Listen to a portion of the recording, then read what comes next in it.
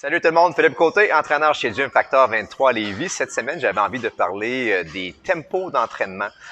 À quoi ça sert? Pourquoi qu'on demande ça aux clients? Souvent, tu vas retrouver sur un de nos programmes ici, évidemment, le nombre de répétitions, le nombre de séries, mais aussi le tempo. Le tempo, c'est la vitesse à laquelle tu exécutes le mouvement. Okay? C'est vraiment important parce qu'il y a des tempos différents pour différents objectifs.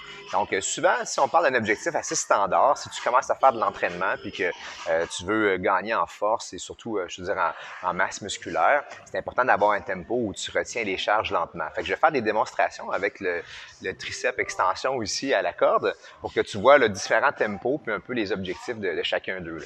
Fait que la première chose que je vais présenter, okay, c'est justement l'exercice comme tel. Ici, on va garder les coudes près du corps, puis on va venir écarter la corde, retenir la charge et puis descendre. Bon, quelle vitesse on devrait faire pour l'exécution de ce mouvement-là? C'est sûr que si la section qu'on appelle la section excentrique, c'est la section où on retient la charge, ok? C'est le moment où on devrait retenir le plus lentement. C'est l'endroit où on est le plus fort quand on retient les charges. C'est là qu'au niveau de la stimulation musculaire, c'est le plus grand. Donc, idéalement, tu vas descendre ta charge et tu vas venir lentement retenir environ 3 secondes. Okay? Donc, plutôt que d'y aller en tempo rapide, tu vas vouloir retenir ta charge lentement. Okay? Et ça, c'est dans la position la plus forte que tu as. C'est la position dans laquelle, justement, tu peux le plus avoir de gains au niveau musculaire. Okay? Il y a plusieurs études qui démontrent ça.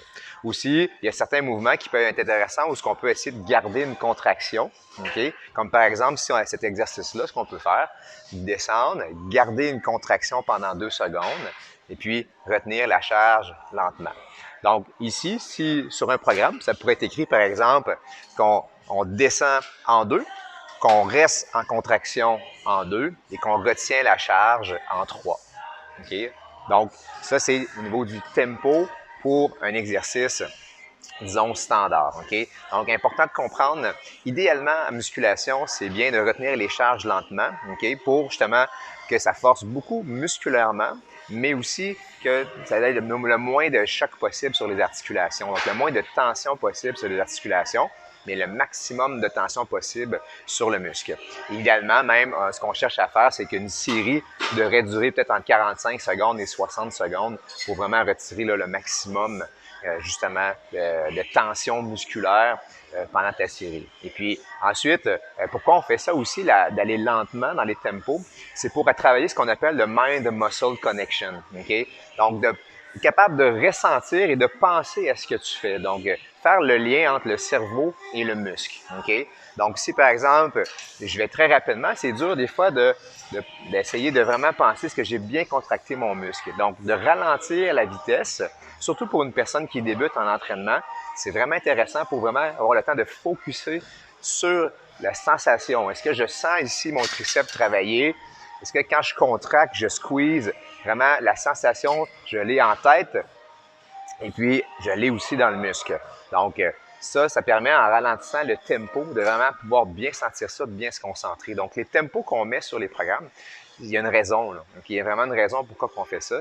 Donc, on a des objectifs par rapport à ça pour une débutante vraiment tranquillement. Donc, par exemple, si on travaille avec une personne qui est plus un athlète et puis qui a besoin d'être très explosif, bien évidemment, les tempos vont changer. On peut faire des tempos beaucoup plus rapides. Donc, par exemple, si on fait un bench press, on va descendre la charge tranquillement, puis là, bang, on va exploser très rapidement. Donc, un tempo de 1 seconde d'explosion. Bien, c'est correct pour certains types d'entraînement. Donc, souvent qu'on va réserver plus à des athlètes. Mais en règle générale, je vous dirais, pour la plupart des gens, retenez vos charges lentement. Ça va vraiment vous permettre de bien contracter puis de sentir au niveau musculaire le travail. Puis souvent, quand vous allez faire ça, vous allez mettre bien moins de poids pour atteindre le même résultat. Okay? Donc, retenez vos charges lentement, ce serait mon conseil pour ça. Puis aussi, je vais parler brièvement des temps de repos. Les temps de repos, c'est l'attente. Disons que je termine une série et puis là, je dois attendre par la suite avant d'en faire une deuxième. Bien, évidemment, ça aussi, quand on inscrit le temps de repos, c'est important aussi cette notion-là. Si on attend vraiment pas longtemps, c'est difficile de reprendre le même poids que tu avais avant. Okay? Donc, plus tu attends longtemps, plus tu reviens fort. Mais évidemment, on n'a pas 2 heures, 3 heures pour s'entraîner. Donc, souvent, on va suggérer un certain nombre de temps qui est efficace pour toi. Mais je te dirais qu'en règle générale, pour ça, par exemple, si je fais une série autour de 10-12, ben ça peut être 1 minute à 2 minutes de temps de repos pour vraiment revenir à ton maximum puis être capable de relever encore une bonne charge. Si tu attends presque pas, exemple que tu fais ton exercice, puis là, tu apprends à peu près juste 20 secondes, puis tu recommences, c'est sûr que ça va être difficile de refaire le même poids. Si tu as vraiment travaillé fort à l'autre d'avant, donc les temps de repos qu'on met, ça aussi, c'est important d'essayer de respecter ça parce qu'il y a une utilité à ça aussi. Puis même parfois, ben, si on veut faire travailler plus le cardio, on va pouvoir enchaîner plein d'exercices à la suite de l'autre, pas de pause, pour avoir un entraînement en circuit et pour stimuler le cardio. Donc, à ce moment-là, il n'y a aucun repos entre les exercices. Donc, il y a vraiment des raisons pourquoi on met des tempos sur les programmes d'entraînement.